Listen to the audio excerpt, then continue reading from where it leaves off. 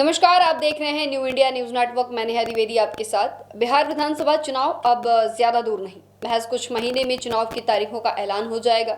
लेकिन बिहार में सियासी पारा कुछ इस तरह हाई है कि 21 जुलाई जब बिहार विधानसभा चुनाव का मानसून सत्र शुरू हुआ तो उस दिन तेजस्वी यादव ने कहा था कि हम पुरजोर तरीके से SIR का मुद्दा उठाएंगे, यानी कि स्पेशल इंटेंसिव रिवीजन का मुद्दा उठाएंगे, क्योंकि ये विधानसभा जो है ये संविधान का मंदिर है और यहाँ अपनी बात रखने का अधिकार सबको है। Tejashwi Yadav voter list verification के पहले दिन से ही विरोध में है और वो दिन और आज का दिन तेजस्वी का कहना है ये वोटर लिस्ट के साथ छेड़छाड़ है। लेकिन सवाल ये भी है कि जो पार्टी बिहार में इतने दिन से इतने सालों तक सत्ता में काबिज रही, लेकिन इसके बावजूद भी कुछ नहीं कर पाई सिवाय गुंडाराज के बढ़ावा देने के या फिर भ्रष्टाचार फैलाने के, तो आज वोटर लिस्ट वेरिफिकेशन के लिए पेट में दर्द क्यों होने लगा? अचानक से जनता का दर्द, उनका अधिकार कैसे दिखने लगा?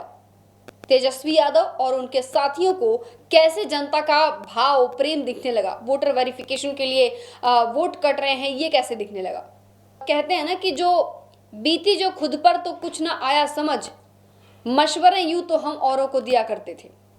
इसका मतलब है कि तेजस्वी यादव को जनता की नहीं बल्कि अपने वोट और सीट की चिंता अब सताने लगी है, क्योंकि इस वेरिफिकेशन में उन लोगों का नाम काटा जा रहा है जो जिंदा नहीं है, इस दुनिया में नहीं है, जिनका निधन हो चुका है, और भी उनका नाम चल रहा था, अभी भी जिसका नाम चल रहा था, जिनका निधन हो चुका है, उनका नाम काटा जा रहा है। अब हाल फिलहाल में एक खबर बिहार से ब्रेक हुई जिसमें दावा किया जा रहा है कि पूर्व डिप्टी CM तेजस्वी यादव अब चुनाव नहीं लड़ेंगे। जी हाँ, उन्होंने बिहार में विधानसभा चुनाव का बहिष्कार कर दिया है SIR के मुद्दे को लेकर। उनका कहना है कि चुनाव आयोग पारदर्शिता नहीं कर रहा है, लेकिन तेजस्वी यादव के बयान को कांग्रेस ने सीधे तौर पर नकारा है। कांग्रेस के बिहार प्रभारी कृष्णा अल्लावरू ने कहा कि इंडिया ब्लॉक के सभी सहयोगी दल इस मुद्दे यानी चुनाव बहिष्कार पर विचार करेंगे और फैसला लेंगे। हमारे लिए सभी विकल्प खुले हैं।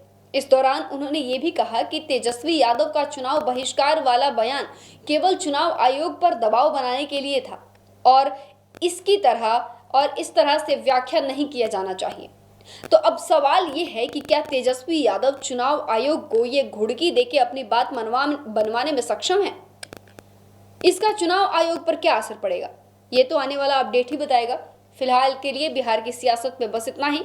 जुड़े रहिए हमारे साथ और देखते रहिए न्यू इंडिया न्यूज नेटवर्क।